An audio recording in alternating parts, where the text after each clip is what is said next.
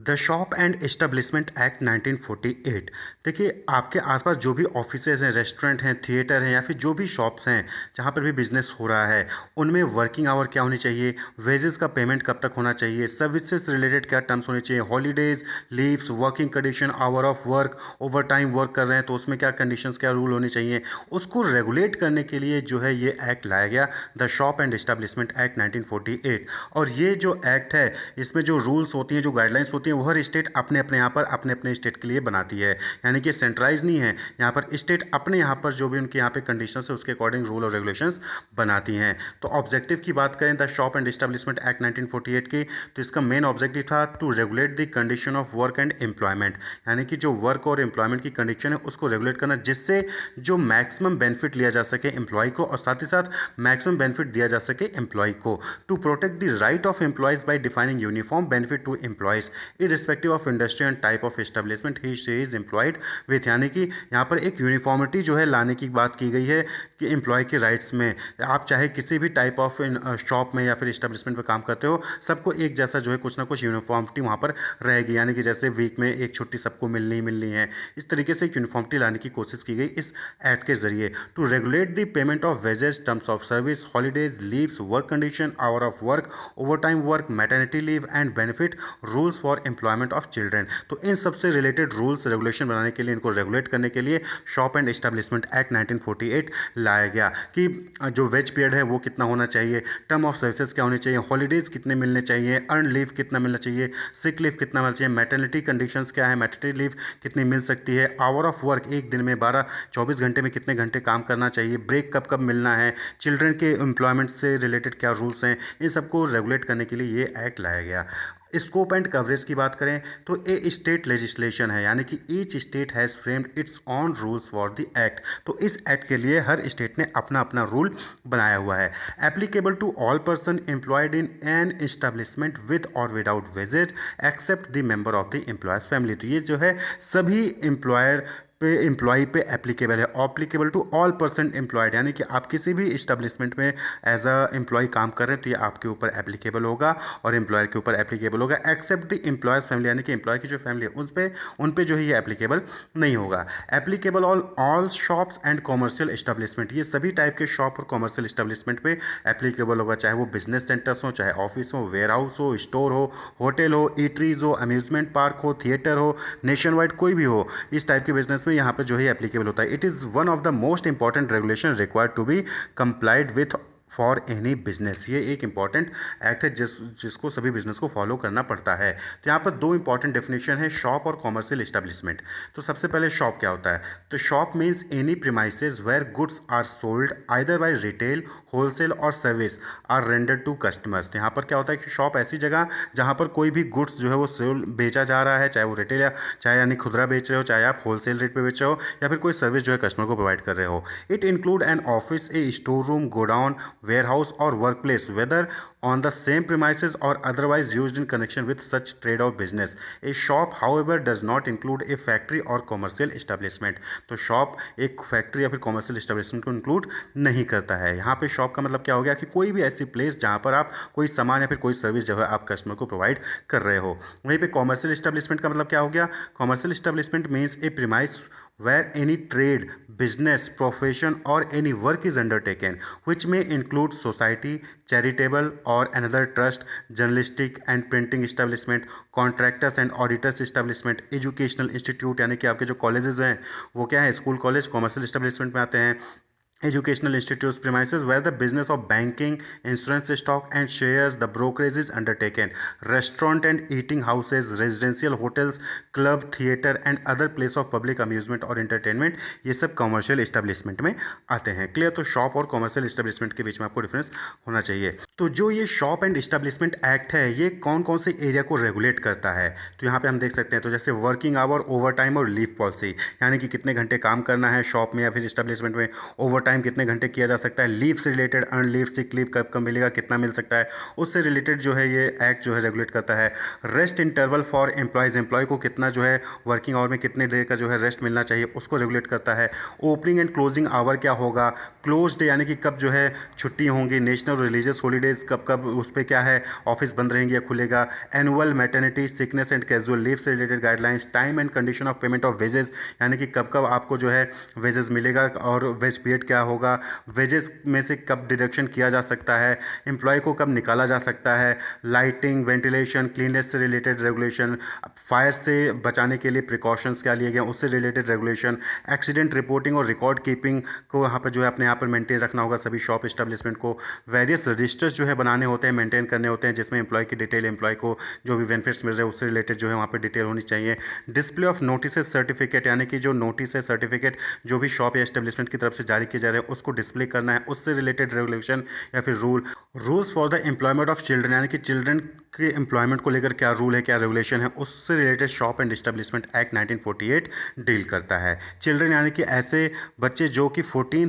Year की as attain नहीं करते उनको चिल्ड्रन की कैटेगरी में रखा जाता है। तो अब यहाँ पर हम उत्तर प्रदेश की बात कर लें, यानी कि जो शॉप एंड एस्टेब्लिशमेंट एक्ट है उन्होंने यूपी ने क्या रूल रेगुलेशन बनाए हैं, तो वहाँ पर हम कुछ इंपॉर्टेंट सेक्शंस की बात करेंगे। तो यहाँ पर जो उत्तर प्रदेश में है उसको हम द उत्तर प्रदेश दुकान और वाणिज्य अधिष्ठान अधिनियम 1962 के नाम से जानते हैं। तो ये हिंदी में जो है इसको एक्सेप्ट किया गया था, जब ये पहली बार एप्लीकेबल हुआ तो हिंदी में इसको बनाया गया, तो इसलिए इसका नाम क्या है हिंदी में द उत्तर प्रदेश दुकान और वाणिज्य अधिष्ठान अधिनियम 1962। ठीक है, तो रजिस्ट्रेशन सबसे इंपॉर्टेंट सेक्शन है यहाँ पे सेक्शन 4B, जिसमें बताया गया है कि जो भी शॉप्स एंड कॉमर्शियल इस्टेब्लिशमेंट होंगे उत्तर प्रदेश में उनको रजिस्ट्रेशन करना होगा। तो सेक्शन 4B में कहा गया है कि every owner of a shop और commercial establishment shall within 3 months 3 महीने के अंदर apply to chief inspector for registration of a shop और कॉमर्शियल इस्टेब्लिशमेंट। तो 3 महीने के अंदर सभी ऑनर जो होंगे शॉप और कॉमर्शियल इस्टेब्लिशमेंट्स के उनको चीफ इंस्पेक्टर जो कि स्टेट गवर्नमेंट जो है रिक्रूट करती है उनको जो है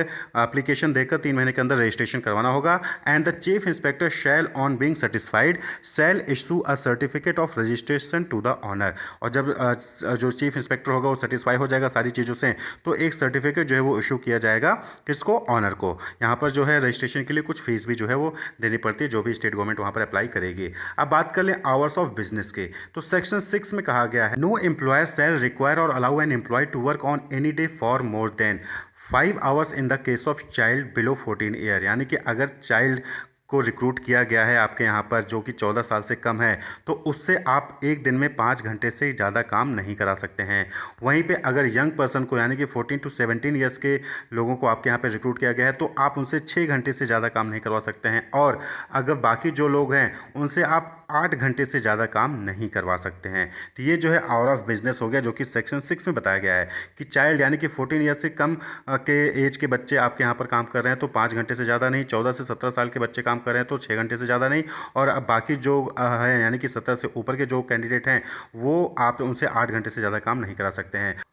और वहीं पे एक कंडीशन और डाली गई है कि अगर आप अदर एम्प्लॉय यानी कि अगर आप चाइल्ड या फिर यंग पर्सन नहीं है तो आप जो है ओवर टाइम कर सकते हैं not exceeding 10 any one day, यानी कि एक दिन में आप 8 घंटे तो कर ही सकते थे लेकिन आप साथ ही साथ 2 घंटे का ओवर टाइम भी कर सकते हो अगर आप जो है चाइल्ड या फिर यंग पर्सन नहीं हो। और टोटल 50 आवर्स का जो है आप जो है ओवर टाइम कर सकते हो 3 कॉन्जिक्यूटिव मंथ में, यानी कि लगातार 3 महीने में आप टोटल 50 आवर्स का ही ओवर टाइम कर सकते हो और एक दिन में 2 घंटे का ओवर टाइम कर सकते हो अगर आप जो है चाइल्ड या फिर यंग पर्सन नहीं है तो। An employee who has worked in excess of the hours of work fixed shall be paid by his employer wages at twice the ordinary rate for every hour of such over time work. यानी कि एक employ जिसने suppose कि 8 घंटे काम कर सकता था, 8 घंटे के बजाय 2 घंटे काम किया तो हर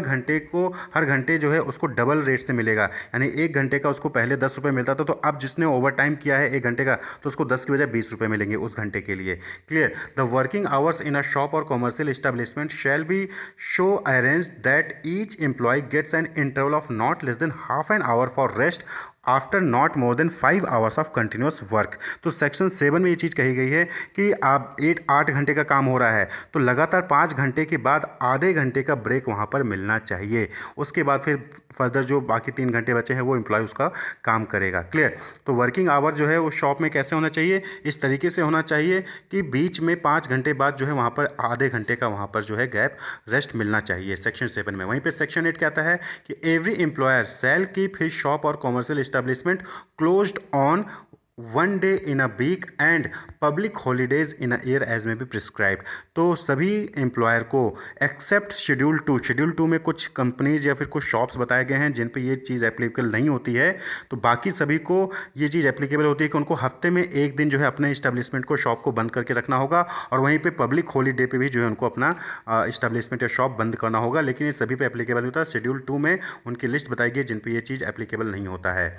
A notice specifying all closed days shall be prominently displayed by the employer in a conspicuous place in the shop or commercial establishment। यानी कि किस किस दिन जो है वहाँ पर आपके यहाँ पे छुट्टी होगी, उसके लिए आपको एक नोटिस जो है आपके अपने शॉप में या फिर इस्टेब्लिशमेंट में लगाना चाहिए। वहीं पे सेक्शन 9 कहता है कि every employee not being a watchman or caretaker, यानी कि अगर आप वॉचमैन या केयर टेकर नहीं है, इसके अलावा कोई भी एम्प्लॉय हैं, shall be allowed by the employer holiday on every close day which is a public holiday end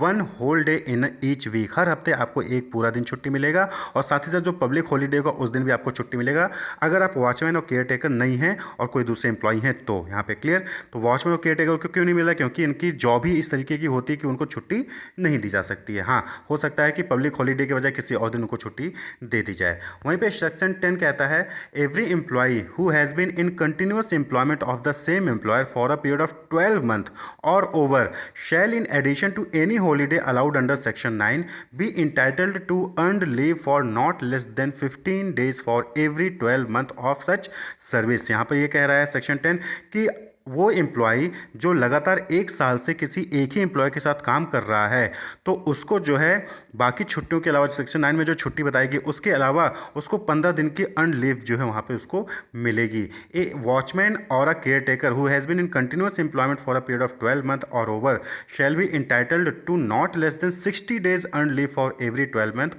of such service. तो अगर आप वॉचमैन या केयर टेकर हैं तो आपको 60 डेज का जो है अर्न लीव मिलेगा, और वहीं पर अगर आप जो है बाकी अदर एम्प्लॉयज़ कैटेगरी से आते हैं तो फिर आपको जो है 15 डेज़ का जो है अर्न लीव मिलेगा। कंडीशन ये है कि आपने एक ही एम्प्लॉयर के साथ लगातार 12 महीने काम किया हो। ठीक है। वहीं पे every employee who has been in continuous employment of the same employer for a period of 6 month, अगर आपने किसी एक ही एम्प्लॉयर के साथ 6 महीने काम किया है तो आपको जो वहाँ पर सिकनेस लीव भी मिलेगा, that is not less then 15 days in any one calendar year. यानी एक कैलेंडर ईयर में आप जो है 15 दिन से ज़्यादा का जो है आप सिक लीव ले सकते हैं अगर आप किसी एम्प्लॉय के साथ लगातार 6 महीने से काम कर रहे हैं उसके साथ। वहीं पे every employee shall subject to such condition as may be prescribed be also entitled in addition to earn leave and sickness leave to casual leave for not less than 10 days in any one calendar year. यानी कि आपको earn leave और sickness leave के अलावा casual leave भी मिल सकता है, जहां पर कम से कम 10 दिन का जो है आपको कैजुअल लीव दिया जा सकता है। वो डिपेंड करता है कि कंडीशन क्या होंगी आपके ऑर्गेनाइजेशन की। क्लियर। लेकिन अर्न लीव यहाँ पर आपको मिलेगी और सिकनेस लीव जो है आपको वहाँ पर मिल जाएगी। सेक्शन 12 क्या कहता है? सेक्शन 12 कहता है कि for every holiday and for each day of leave allowed under this act, यानी कि इस एक्ट में जो भी हॉलीडे या फिर लीव अलाउ किया गया है, employee shall be entitled to wages at a rate not less than that rate to which the employee was entitled for the day immediately preceding the holiday or the day of leave availed by him। तो यहाँ पर कहने का मतलब ये है कि आप सपोज कि हफ्ते में आपको एक छुट्टी मिलती है संडे को, तो संडे को जब आप छुट्टी मिलती है तो संडे का आपका पैसा कटेगा नहीं, बल्कि जो आप मंडे टू सैटरडे काम किए हैं तो मंडे टू सैटरडे जो आपको एक दिन में काम करने को मिलता था वही रेट से आपको संडे को भी आपको वहाँ पर पेमेंट किया जाएगा। या फिर कोई पब्लिक हॉलीडे है तो पब्लिक हॉलीडे वाले दिन का भी पेमेंट आपको सेम रेट से मिलेगा जैसे बाकी दिनों के लिए आपको वहां पर पेमेंट किया जाता था। वहीं पे सेक्शन 13 क्या कहता है कि सेक्शन 13 कहता है every employer shall fix a period refer to as wage period at the expiry and in respect of which wages shall be payable to his employee. तो यहाँ पर कहने का मतलब क्या है कि आपको हर महीने जो है वहाँ पर वेजेस मिलने चाहिए, हर महीने सैलरी मिलनी चाहिए। तो जो एम्प्लॉयर है वो एक फिक्स डेट फिक्स कर लेगा और जिस तारीख को आपको जो है उस दिन जो है आपको आपकी सैलरी, आपका वेजेस मिल जाएगा। और एक वेज से दूसरे वेज के बीच में 1 महीने से ज़्यादा का गैप नहीं होना चाहिए था। No wage period shall be exceed 1 month. ये नहीं कि आपने जो है पिछले महीने 2 को पेमेंट किया था और अगले महीने आप जो है 28 को पेमेंट कर रहे हैं, तो इससे क्या होगा, 1 महीने से ज़्यादा का गैप हो गया। तो एक वेज पीरियड से दूसरे वेज पीरियड में 1 महीने से ज़्यादा का गैप नहीं होना चाहिए। The wages of every employee shall be paid within such period as may be prescribe. तो इस पीरियड में जो है वेजेस जो है पे कर देना चाहिए, यानी कि कहने का मतलब ये है कि हर महीने आपको जो है सैलरी वहाँ पर मिलनी चाहिए और जो वेज पीरियड है वो 1 महीने से ज़्यादा का गैप नहीं होना चाहिए। सेक्शन 14 कहता है कि an employee proceeding on earn leave shall on demand be given advance payment of the wages और half of the period of the leave and the wages for the wage period immediately preceding such leave. The wages for the remaining half period of such leave shall be payable to him along with the wages of the first wage period after he resume duty. तो यहाँ पर कहने का मतलब ये है कि suppose आपने अर्न लीव ले लिया, आपके पास 15 दिनों का अर्न लीव था, तो अब आप जो 15 दिन का अर्न लीव लिए हो तो 15 दिन में 7.5 दिन की जो आपको वेजेज होगा वो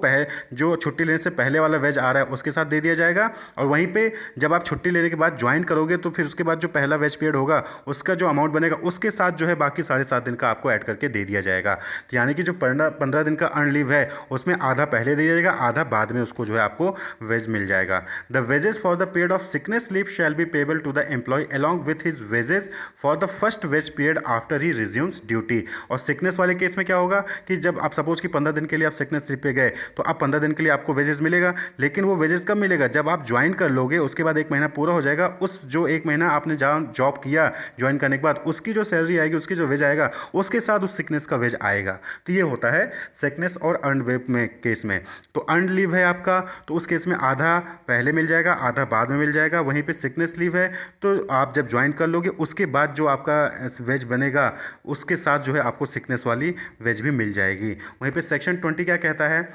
No employee other than an employee engaged for a specified period or in a leave vacancy shall terminate his employment except after notice of 30 days or of such longer period as may be required under the terms of his employment। यानी कि अगर आप किसी भी shop या फिर establishment से आप जॉब छोड़ना चाहते हो तो आपको सबसे पहले 30 दिनों पहले आपको जो है नोटिस देना पड़ेगा। सपोज कि आज आप जो है, आज डेट है 20 फरवरी, तो आपको छोड़ना है मार्च के एंड में, तो आपको इसी महीने जो है आपको नोटिस दे देना होगा। 30 दिन है उससे पहले आप नोटिस दीजिए कि आप जो है मार्च में छोड़ने वाले हो। Clear. Where an employee fails to comply with the provision his unpaid wages for period not exceeding 15 days may be forfeited to his employer. तो यानी कि 15 दिन की सैलरी रोक ली जाएगी अगर आपने 30 दिन पहले नोटिस नहीं दिया छोड़ने का। सिमिलरली एम्प्लॉयर पे भी ये लागू होता है कि अगर एम्प्लॉयर जो है अपने एम्प्लॉय को निकालना चाह रहा है तो उसको जो है 30 दिन का नोटिस देना पड़ेगा। क्लियर। वहीं पे सेक्शन 21 क्या कहता है कि no child shall be required और अलाउड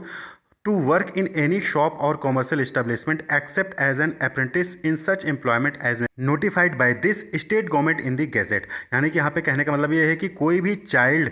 जो है वो अलाउ नहीं होगा किसी भी शॉप या फिर कॉमर्शियल एस्टेब्लिशमेंट में काम करने के लिए। चाइल्ड मीन्स कि 14 ईयर से कम एज है तो वो जो है किसी भी शॉप या एस्टेब्लिशमेंट में काम नहीं कर सकता अनलेस स्टेट गवर्नमेंट ने गेजेटेड नोटिफिकेशन में किसी भी शॉप या फिर एस्टेब्लिशमेंट में काम करने के लिए अलाउ किया हो। वहीं पे सेक्शन 22 क्या कहता है कि no women or child shall be required और allowed to work whether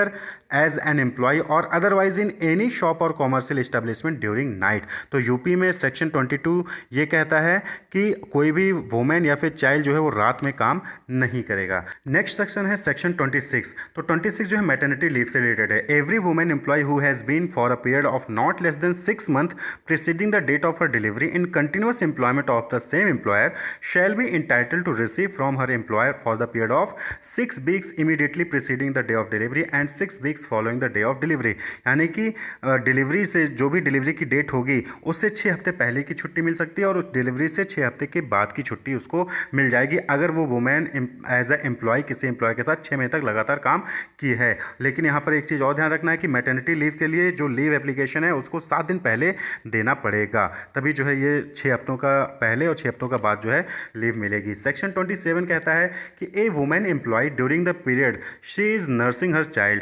shell in addition to the regular interval of rest be entitled to 2 breaks of half an hour each for the aforesaid purpose. यानी कि अब delivery हो गई है, 6 हफ्ते बाद जो है वुमेन वर्क पे आती है, तो उसको अपने बच्चे को ध्यान देने के लिए जो इंटरवल होता था कि आप जो है 5 घंटे बाद आधे घंटे का इंटरवल देते थे, अब उसके साथ साथ आप जो है 2 और आधे घंटे का इंटरवल दीजिए, जिससे कि वो अपने बच्चे की केयर कर सके। वहीं पे सेक्शन 29 कहता है कि the state government may appoint a chief inspector and a deputy chief inspector for the whole of Uttar Pradesh and as many inspector for different areas thereof as may be considered necessary. तो अब इन सब चीज़ों को यानी कि ये सारी चीज़ें फॉलो हो रही हैं कि नहीं हो रही है, सारे रूल्स रेगुलेशन सही से जो है एप्लीकेबल हो रहे हैं कि नहीं हो रही हैं, उसके लिए स्टेट गवर्नमेंट क्या कहती है, चीफ इंस्पेक्टर या फिर डेप्यूटी चीफ इंस्पेक्टर जो है वो रिक्रूट कर सकती है, उनको जो है वहाँ पर अपॉइंट कर सकती है, जो कि इन सभी रूल रेगुलेशन को फॉलो करेंगे। सेक्शन 30 कहता है कि an inspector may at all reasonable time enter any place which is or which he has reason to believe to be a shop or commercial establishment for the purpose of examining the registers, records और other document kept therein। यानी कि जो inspector है उसके पास ये right होता है कि एक रीजनेबल टाइम में वो किसी भी शॉप में या फिर कॉमर्शियल इस्टेब्लिशमेंट पे जाए और वहाँ पर जो है रजिस्टर, रिकॉर्ड या फिर जो भी डॉक्यूमेंट है उनको चेक कर सकता है। वहीं पर सेक्शन 35 ये बात करता है कि any person guilty of an offence under this act shall be liable to fine which may for the first offense extend to 100 rupees and for every subsequent offense to 500 rupees। यानी कि अगर आपने पहली बार इस एक्ट का कोई rule regulation तोड़ते हैं, कोई सेक्शन तोड़ते हैं, ब्रीच करते हैं, तो उस केस में आपको जो है 100 रुपये का फाइन लगेगा और दोबारा से आप वही आगे चल के फिर से बार बार वही आप जो ऑफेंस कर रहे हैं तो उस केस में 500 रुपये का आपको फाइन देना पड़ेगा हर बार। तो ये जो है कुछ इंपॉर्टेंट सेक्शन थे द उत्तर प्रदेश दुकान और वाणिज्य अधिष्ठान अधिनियम 1962 के, जो कि एक तरीके का शॉप एंड इस्टेब्लिशमेंट एक्ट 1948 के तहत आता है। Wish you all the best, keep watching.